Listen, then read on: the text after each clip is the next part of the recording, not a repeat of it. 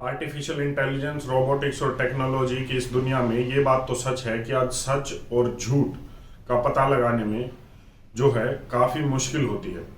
लेकिन इतनी भी मुश्किल नहीं होती कि अगर हम सच को जानना चाहें, अपने असली मुद्दों को जानना चाहें, तो वो नामुमकिन ही हो।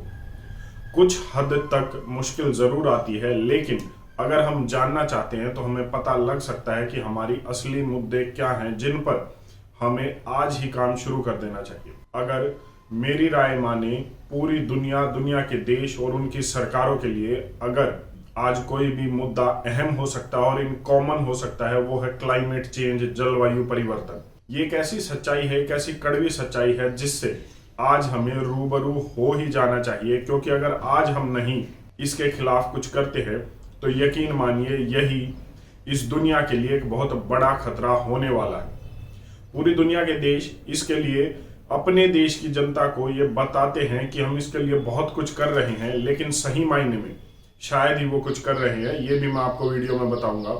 हाँ, इतना ज़रूर है कि वो दिखाने की कोशिश करते हैं, लेकिन सही मायने में वो आज इसके लिए कुछ नहीं कर रहे।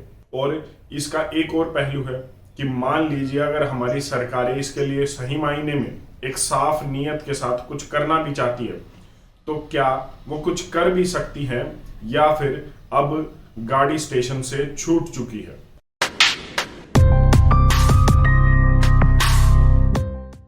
United States of America 500 billion tonne carbon dioxide का एमिशन करता है और वो एकमात्र ऐसा बड़ा देश है, एक सुपर पावर है, जिसने पेरिस क्लाइमेट एग्रीमेंट को साइन नहीं किया। जब पूरी दुनिया के देशों ने ये कहा कि पेरिस क्लाइमेट एग्रीमेंट से हम सहमत हैं और पूरी दुनिया में ग्लोबल वार्मिंग, इस टेम्परेचर को जो 2 डिग्री सेल्सियस तक बढ़ सकता है, उसे कम करने में हम मदद करेंगे, एक दूसरे का सहयोग करेंगे, तो सिर्फ अमेरिका एक ऐसा देश था, एक बड़ा ऐसा देश था जिसने इस एग्रीमेंट को साइन नहीं किया और इससे पीछे हट गया। और वहीं दूसरी ओर सबसे बड़ा कार्बन डाइऑक्साइड एमिशन पूरी दुनिया में यूनाइटेड स्टेट्स ऑफ अमेरिका करता है, जैसा मैंने बताया 500 बिलियन टन का। वहीं भारत जैसा बड़ा देश जिसकी जनसंख्या 140 करोड़ है और दुनिया में सबसे ज्यादा है, वो 90 बिलियन टन का कार्बन डाइऑक्साइड एमिशन करता है, मतलब यूनाइटेड स्टेट्स से तकरीबन 5 गुना तक कम। लेकिन फिर भी मार गरीब पर ही पड़ती है। जैसे किसी भी देश में महंगाई की, बेरोजगारी की, मंदी की मार सिर्फ गरीब पर पड़ती है, वैसे ही जब ये अंतरराष्ट्रीय मुद्दे होते हैं जैसे क्लाइमेट चेंज, ग्लोबल वार्मिंग, तो इनकी भी मार गरीब देशों पर पड़ती है। वो कैसे? अमेरिका जैसा देश इन गरीब देशों को कहता है कि आप अपने देशों में ऐसी पॉलिसी चेंज करिए कि आप अपने कार्बन डाइऑक्साइड एमिशन को कम करें, आप अपने यहाँ होने वाले क्लाइमेट चेंज के लिए कुछ करें, लेकिन वो खुद कुछ नहीं करता। तो इसी तरीके से भारत जैसे देशों पर, गरीब देशों पर या डेवलपिंग कंट्रीज पर बहुत प्रेशर होता है इन सुपर पावर्स का कि वो क्लाइमेट चेंज के लिए बड़े बड़े कदम उठाए और ऐसे कदम उठाए जो शायद उनकी इकोनॉमी के लिए भी काफी मुश्किल है या फिर नामुमकिन है। लेकिन अगर हम एक बार ये बात मान भी ले कि भारत जैसा देश या भारत की सरकारें क्लाइमेट चेंज के लिए सही मायने में साफ नियत के साथ बहुत कुछ करना चाहती है, तो क्या हम कर भी सकते हैं? साल 2022-23 के लिए भारत का जो सालाना बजट था, ईयरली बजट जो था, वो लगभग 45 लाख करोड़ का था, जिसमें 15 लाख करोड़ रुपए भारत सरकार ये कहती है कि हम लोन के रूप में जुटाएंगे।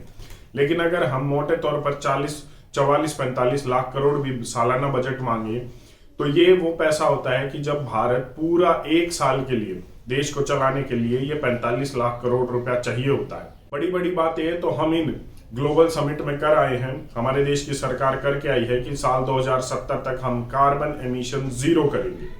लेकिन क्या ये सच है और क्या ये हो सकता है? और जैसा मैंने पहले कहा कि क्या साफ नियत से अगर सरकार काम करे तो क्या फिर भी ये पॉसिबल है, संभव है भी या नहीं?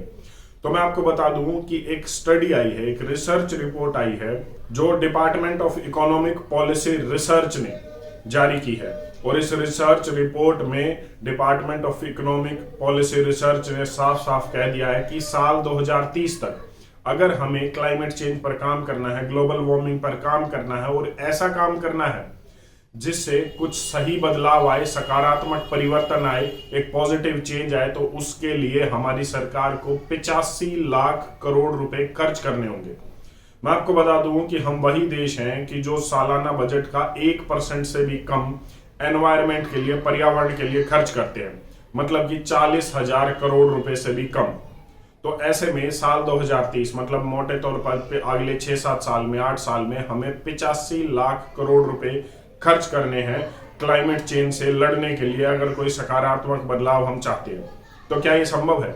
इसका मतलब अगर अगले 7 साल में से 2 साल हम देश को चलाने का सारा पैसा, जो लगभग 45 लाख करोड़ रुपए एक साल देश को चलाने के लिए चाहिए, वो पैसा 2 साल के लिए सिर्फ क्लाइमेट चेंज को लड़ने के लिए दे दे, उससे होने वाले बदलाव को रोकने के लिए दे दे, तभी कुछ हो सकता है। तो क्या ये संभव है? क्या ये प्रैक्टिकल चीज है? नहीं, ऐसा नहीं हो सकता। लेकिन एक कड़वी सच्चाई ये भी है, अगर ये नहीं किया गया तो शायद एक भारत की बड़ी आबादी को इसके परिणाम भुगतने होंगे। मैं पहले ही बात कर चुका हूं financial capital of India, Mumbai जैसे शहर और ऐसे 12 बड़े शहर हैं जो डूब जाएंगे भारत में आने वाले 10 से 15 सालों में, क्योंकि जो सी लेवल है वो ऊपर उठने वाला है। वहीं दूसरी ओर जो हिमालयन बेल्ट है वो क्लाइमेट चेंज से और ग्लोबल वार्मिंग की वजह से बहुत ज्यादा प्रभावित होने वाली है। जो पहाड़ी क्षेत्र हैं उनमें जो क्लाइमेट चेंज के कारण अर्थक्वेक, नेचुरल कैलेमिटीज जैसी घटनाएं बढ़ेंगी। हमने देखा कि जोशीमठ का क्या हाल हुआ था, शिमला, देहरादून जैसे जो शहर हैं वो भी बारूद के ढेर पर खड़े हुए हैं, वो कभी भी फट सकता है और वहां पर ऐसी नेचुरल कैलेमिटीज आ सकती हैं जहां की वहां पर रहने वाली पॉपुलेशन को एक बहुत बड़ा नुकसान भुगतना पड़ सकता है। तो कहने का मतलब है कि जो समुद्र तल के एरिया है और जो पहाड़ी क्षेत्र है उनकी जो पॉपुलेशन होगी वो कहाँ जाएगी? उससे विस्थापित होना पड़ेगा एक जगह से दूसरी जगह पर।